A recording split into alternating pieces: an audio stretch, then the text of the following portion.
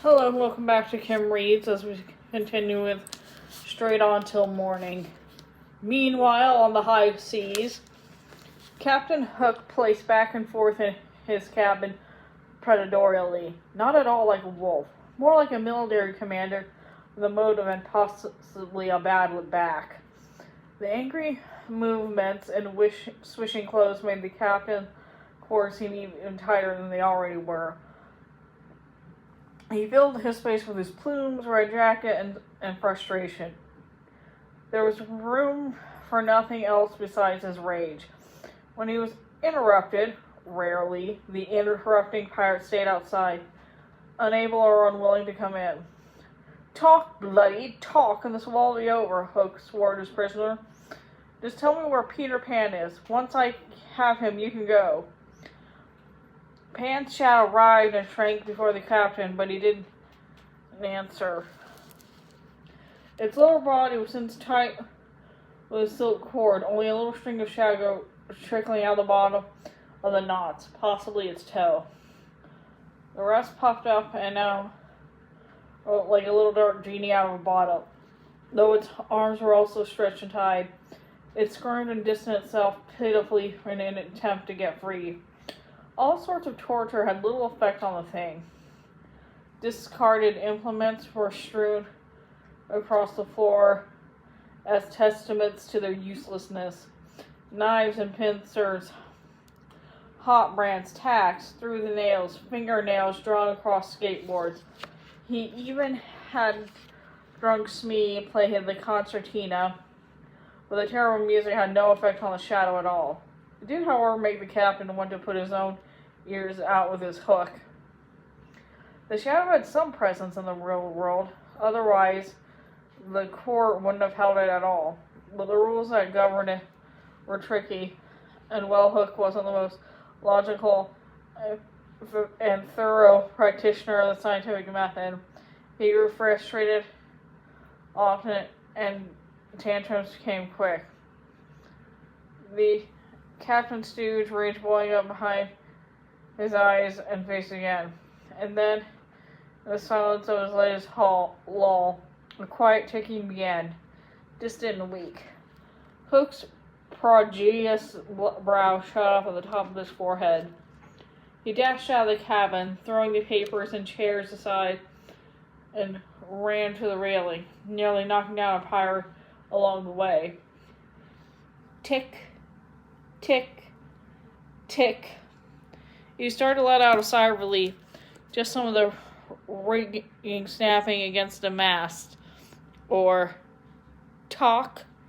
What passed for Hook's heart almost stopped, clenching in an invincible icy fist. He staggered away from the railing, hands over his ears so he couldn't hear anymore. Tick, tock, tick, tock. No, not now. It was all coming together, he cried, rushing up and down the deck in a panic. I was practically handed Peter's shadow. Once I use it to get Peter, I could blow everything the boys love to smithereens while they watch.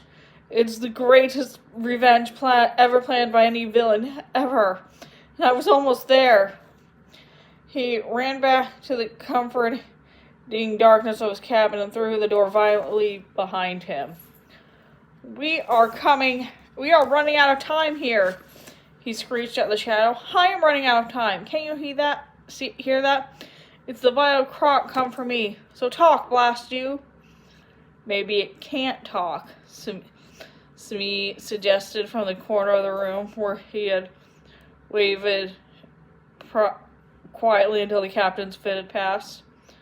Of course it can't talk, Hook swore, raising his eyebrows at his first mate's predictable stupidity. It's a shadow, but it could make a sign or write something.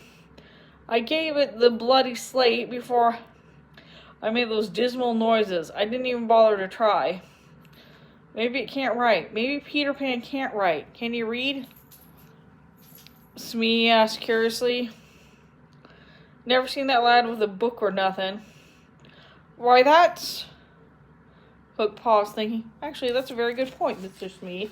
The sad the ignorant Peter Pan probably can't even write his own name. Uneducated lout. So maybe he's not worth your time, Mr. Smee hazarded. Such as a useless, adventurous, young, enthusiastic, utterly uneducated boy. A right simpleton. Not much of a nemesis, right?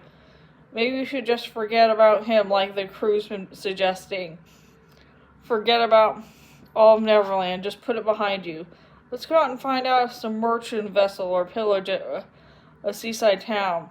Right now, like in the good old days. I won't let Peter get away. I won't let him escape this time. But Captain, it's a never-ending chase. Mr. Smee pulled out as gently as a mother consoling a child chasing its own shadow. Oh, sometimes it seems like you get the best of him, but he always gets the best of you in the end, and he slips away. Maybe it's time to go. Let it go, move on. Wrap up that part of your life, enjoy what's enjoyable now. The sea, the sun, the blood of your enemies. But I want him, Hook whispered, lips trembling. He always gets away from me, and it's not fair. He took my hand. He took the best of me. Naw, Mr. Smee said, putting him on the back.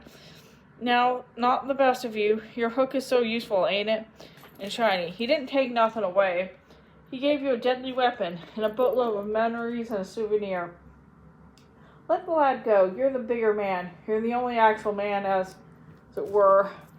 Maybe it's time you... Where is Peter? Hook roared suddenly, whirling up his shadow, leveling and accusing Hook at it. The thing flung itself backward in fear, but did nothing else. It didn't even shrug, which one would assume even an ignorant, badly behaved, etiquetteless shadow of an uncivilized simpleton could resort to. Hook's eyes narrowed. Maybe you don't know exactly where he is, but you have some idea. You're part of him. You even act like him. There's some sort of key line of force that connects the two of you. If I set you free, you might even fly off yourself, in search of him, lonely in your bodiless state. The thing bobbed quickly and wretchedly up and down. It tipped its head toward the small porthole window. Let me go, it was obviously pleading. Aha! Hook said triumphantly. You do have some idea. Direction, at least. Now that the two of you are back in Neverland, you can somehow sense where he is. You couldn't even do that when you're trapped in London. Almost like a compass, Mr. Smee said whimsically, chuckling from deep within his large belly. Always pointing north in a matter of speaking. Always pointing... What? Hook blinked. Almost like a compass, you say? He rubbed his chin thoughtfully. Now that, Mr. Smee, is an interesting idea. And that's the end of that chapter. See you later.